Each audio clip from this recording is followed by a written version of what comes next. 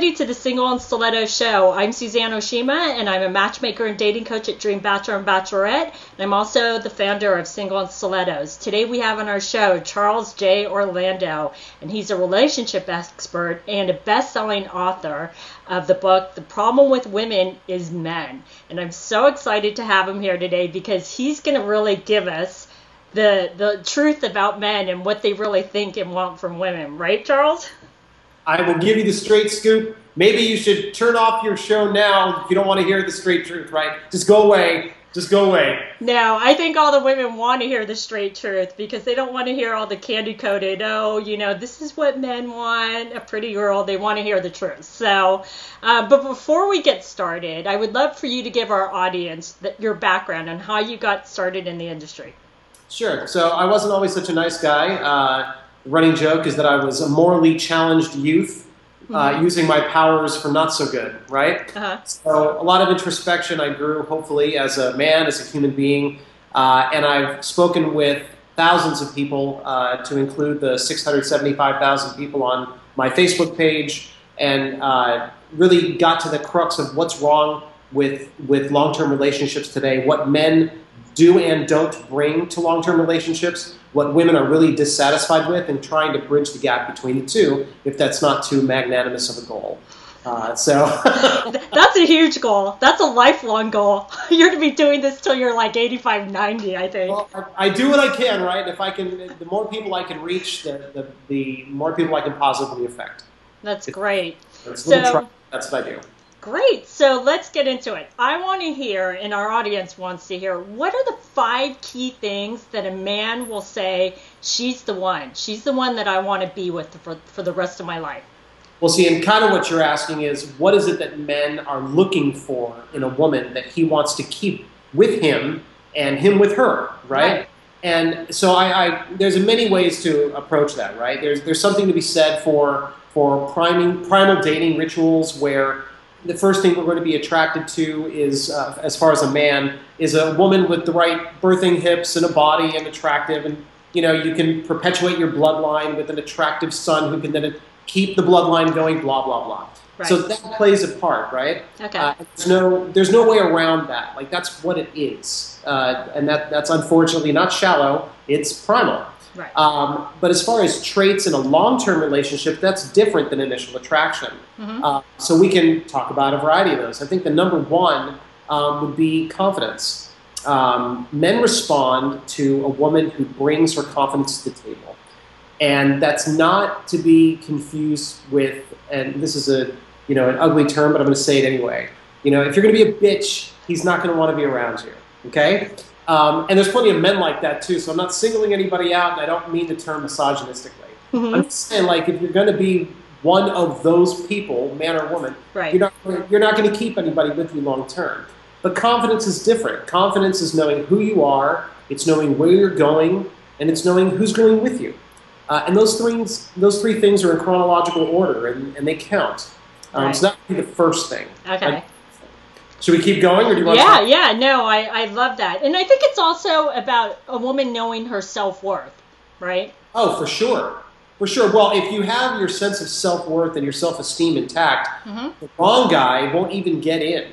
He won't even get in edgewise. He's gone on his way to you. You're like, and I've already seen you before, and I dated 3 just like you when I was a kid. Bye. And also, when a girl doesn't see that coming, though, isn't that the same guy that also disappears and she kind of goes, why did he disappear? It's because he knew he couldn't get away with all of his little tricks, right? Sure, for sure. Well, guys go for those type of men go for the kind of the easiest target, right?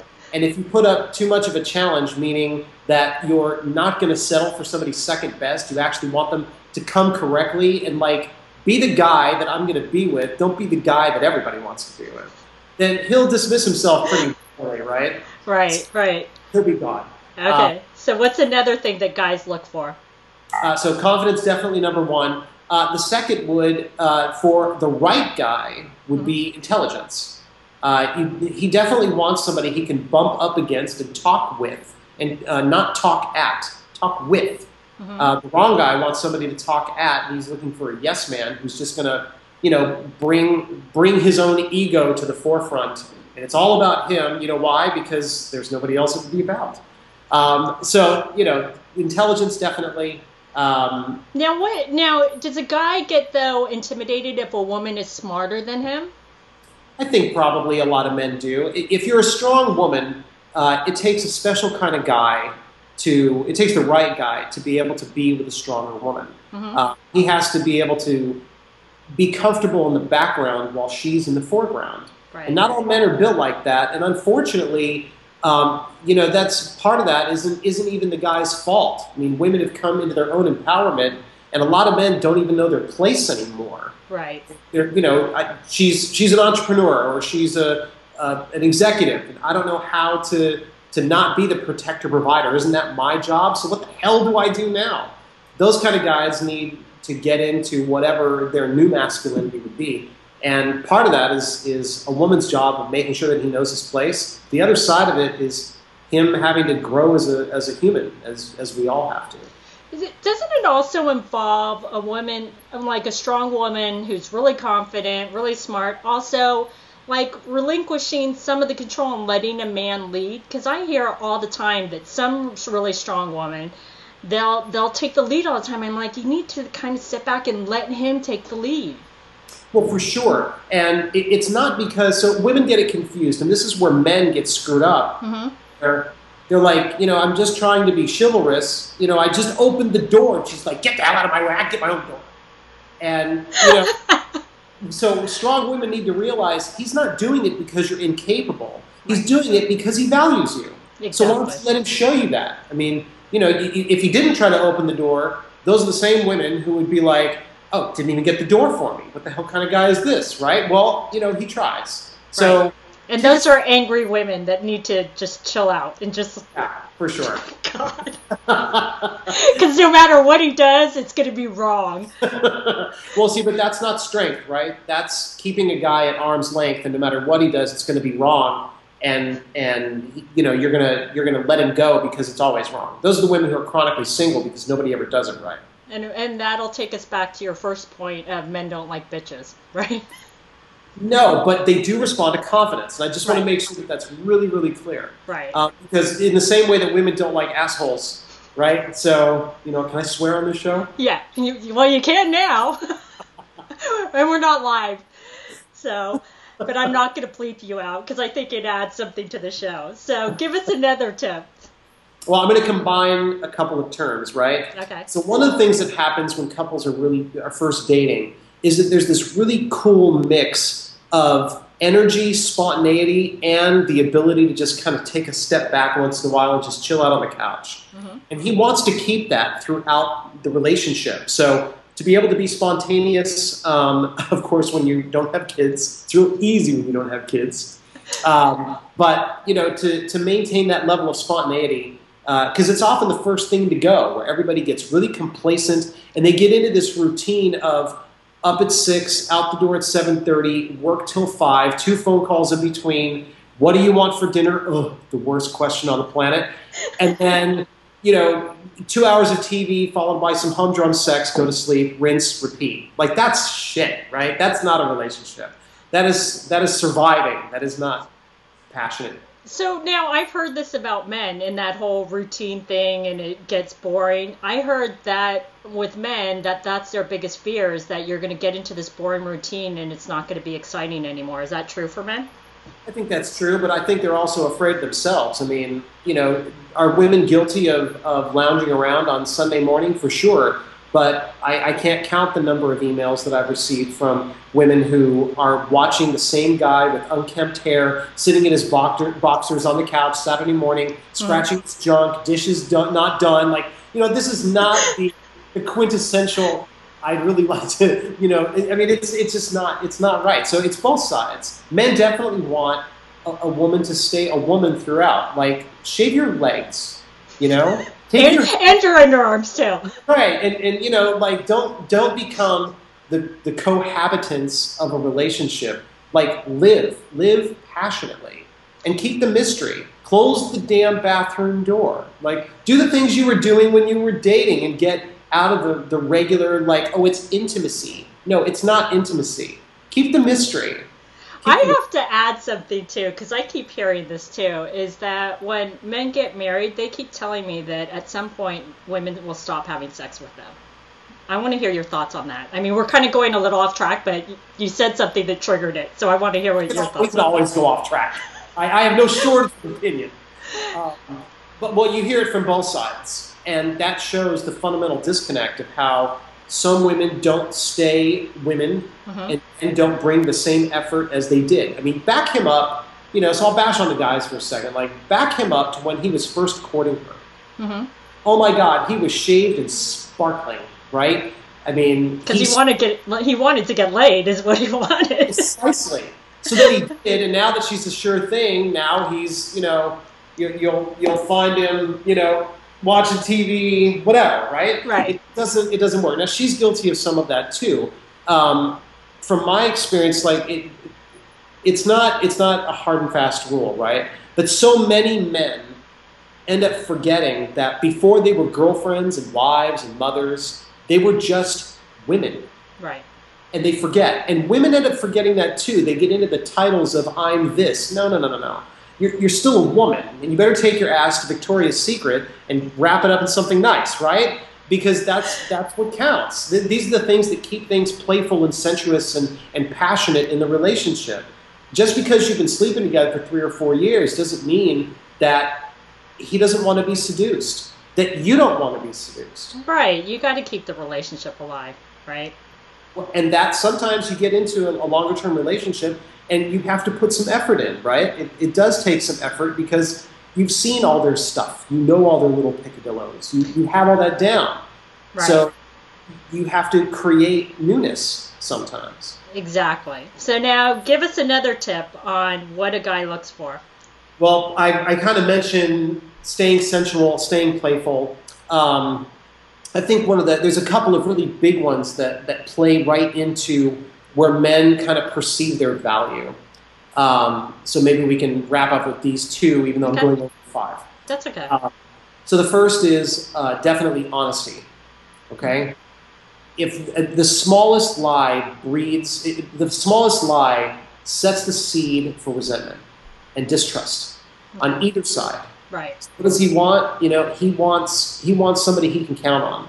And that's the partnership side of the relationship. He wants somebody he can just count on. The second is a little trite and perhaps a little cliche, but they definitely want support. And I can say this is me too. The woman in my life is probably she's the only one whose opinion really matters. And without support there, it doesn't matter who else thinks I'm great.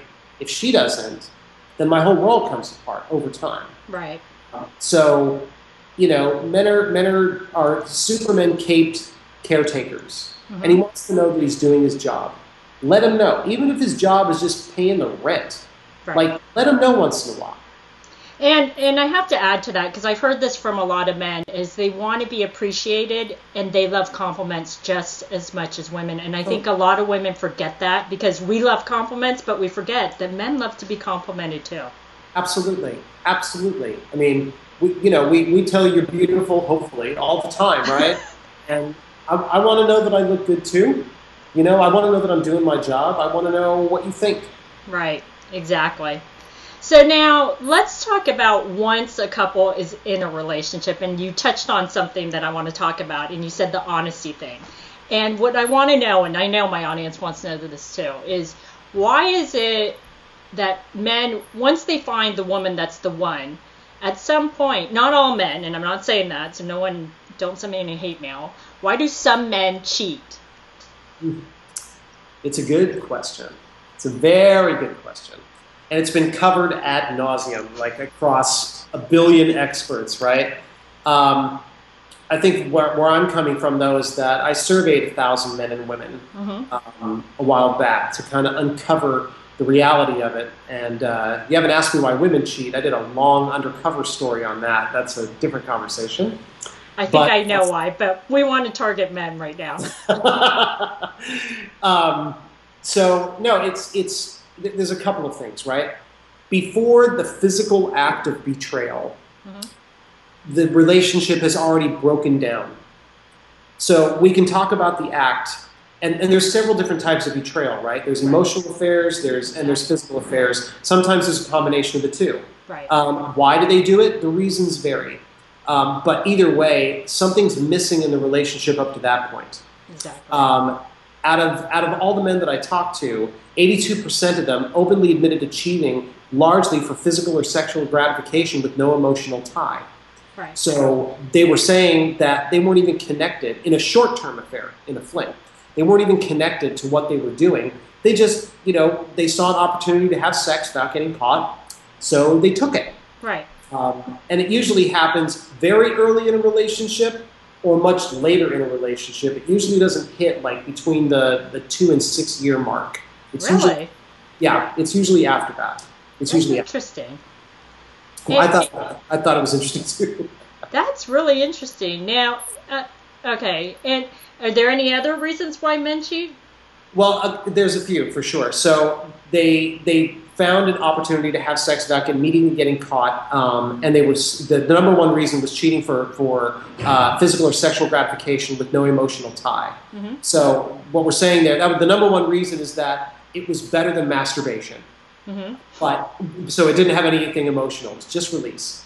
The second most popular answer was that he just wanted to have sex, or he wanted to have sexual variety. So he was curious about being with someone that he found physically attractive, and he wanted to know what it was like to be with her. Mm-hmm. The third was the thrill of the chase. So he was missing that challenge, and he wanted to know if he still had it, right? So he went and took that. The fourth and the most telling of which, and this is where the most discussion was, it wasn't the most popular answer, but it was the most emotionally tied answer, was the desire to feel important or feel special. He wanted an ego boost because he wasn't getting it at home. He didn't feel good about himself. And this goes back to the discussion, all of those go back to the discussion we've had this whole time, which is if you're not putting effort in, for any for any wife who won't, there's a neighbor who will. So, a neighbor who will. That's great. The girl next door, she will. Right. Sometimes, but I would mention this too, though, right? So many we talk about home wreckers and husband stealers and boyfriend stealers. Mm-hmm. And I call bullshit. There's no such thing. There's no such thing. Everybody has because everybody has opportunity to cheat. Opportunity can sometimes make good people bad, so we can allow some wiggle room, right? But ultimately, infidelity is a personal choice. They are choosing. If I were to walk out in the street right now, I wouldn't trip over a bump, fall down, and land in someone's vagina. That's an accident, okay? But that's not. I just got the weirdest visual in my head when you said that. See, but I've just described accidental cheating, right? Right. That's crap. It doesn't happen. So somebody at some point made a decision to do something. Now, is it that other person's fault for providing opportunity? Maybe, maybe not. If I have the schematics and the blueprints for a bank, mm-hmm. and I say there's $10 million in there and no one's there, I know how to get in and out with nothing. You could come with me just because I tempted you. Right. But if you get caught, is it my fault that you went? Hell no. It's your fault you went because you chose to. And it's no different than for infidelity. There's no difference. You choose. That's really, really interesting. And I want to ask you another question on that point, is because the way you described that was very interesting. So I want to ask you, can you say that a woman also needs to take responsibility for her part that she plays when her husband cheats? For not providing him with what his needs are at home? Yes and no. Everybody so here's the longer answer, because there is no short answer. This is complicated. I have no short answers. Is there accountability on both sides of the fence during an affair? Yes. Mm-hmm. But ultimately, before the person went out and cheated, mm-hmm. you have a responsibility to come back and go, you know what? I'm thinking about doing this, and I'm not happy anymore. So before I do this, I'm going to keep my integrity, I'm going to make sure you keep your dignity, and it's over. It's over. Now, that's a perfect scenario, right? Unfortunately, life and love are very gray area driven. And it doesn't work that way. You get finances and kids and security and mental investment, all this stuff screws all that kind of stuff up. So life is not perfect. Right. So does she have some responsibility there? Yeah, everybody has a piece of the affair. If he's not getting what he's looking for at home, just like if she's not getting what she looks for at home, she may go externally. And everybody plays a part. But ultimately, so you want to put it percentage-wise, it's 90-10. Okay. You know, even if she's abusing him, he still can leave. He has a responsibility to leave before he does. Okay. So now let's say a woman is married to a guy. He ends up cheating. She finds out. And she can't decide whether or not to stay with him. Is that statement, once a cheater, always a cheater, is that a true statement? Or can a man change? Everybody can change. And it's dependent on where they're at in their life. And it also depends on the dynamics of the people, right? So you get a guy who's a chronic cheater. All he's done is burn girls since junior high school, right? That's all he's done. And he ends up in a marriage, and of course, true to form, he cheats. Right. And somewhere along the way, so he gets divorced again, maybe third marriage. Then he meets a woman, and he goes, you know what? This is what I've been looking for. And that's it. And he never cheats. And why? What about all those other women? Well, part of it is him and his own growth. Part of it is the dynamics between the two people. Right. So is it once a cheater, always a cheater? No. In your example, though, you're talking about how do you get through an affair. You want to go into that? Sure. Okay. So very challenging. Depends on the type of affair. So you can talk about, so I mentioned them a few minutes ago, there's flings, right? Like you take off with the guys, you go to Vegas, you're trashed, you wake up and you go, oh, shit. Oops. No, I didn't do that. What happens in Vegas stays in Vegas. Yeah, but it often comes home. Right. So, so that's one thing, right? And that's a mistake, not an accident, but definitely a mistake. Affairs are different, right? Affairs happen usually over a long period of time. There's a combination of physical and emotional investment. Right. And it's not so easy. It's not so easy. Of the women that I've spoken with, many women can get past the physical piece. Right. It's the emotional piece that they can't. Like, why the hell didn't you come talk to me? You were sharing all this time with her. You were sharing all of you with her, and you were sleeping with her. What made me so unimportant? What made me, so discountable? And that's the biggest part. Right. The only way through an affair is to be completely and totally honest. You have to get it all out. All of it. Everything you did, everything you didn't do. And for some couples, as strange as it may seem, affairs actually kind of rekindle what they had lost up to that point, because they had suffered this disconnection, and then the affair comes, and they come back together and want to kill each other.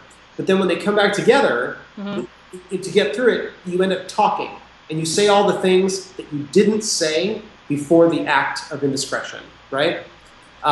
So a lot of times, David Letterman is a great example. Oh, I forgot about him. Well, and he had a whole family, right? Like, he did his thing, but his marriage, he has said, is even stronger today because you can't pull any punches. Like, you got to say everything that you weren't going to say.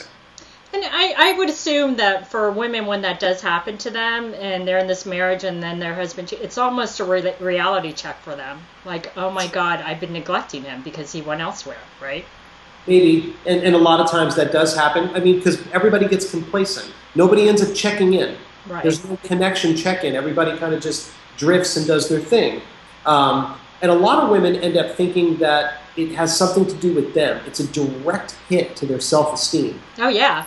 There's something wrong with me, like it's everything. Like, I'm a redhead, she's a brunette, so I knew it, right? Like, I've had 2 kids, and I've got, I've got a few stretch marks, and she's, 25. I don't even know what I would do with a 25-year-old. But she's 25, and her body's perfect, and there's all these things that you make it about you. Right. I would implore every woman out there to remember that cheating, if he cheated, that's not about you. It's about him. It's not about you. It's not. That is very interesting. I think everyone in our audience was completely enlightened when you just said that. So I want to go back to another point that you brought up about a different type of guy. The guy who's been married, who cheated, you said, through high school, and then he cheats on his first wife, second wife, third wife, whatever, and then he finds the woman, and you said, no, he can actually be faithful. How does that last woman who he thinks is the one, how does she get over that she knows he cheated all those other times and trust him, even though he hasn't cheated on her? It's a good question, and there's no perfect answer for it, right? Everybody comes with a past.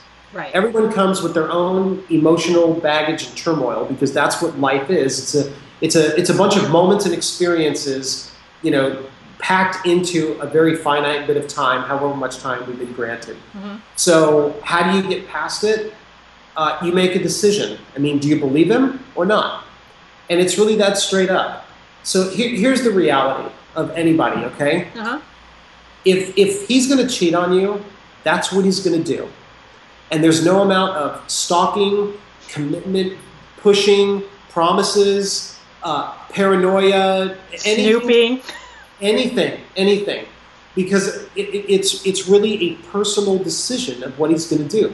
Right. So if he's going to do that, you have a choice. You can sit and fester and stress and flip out all the time and stalk him and pressure him and yell at him and scream at him and be pissed.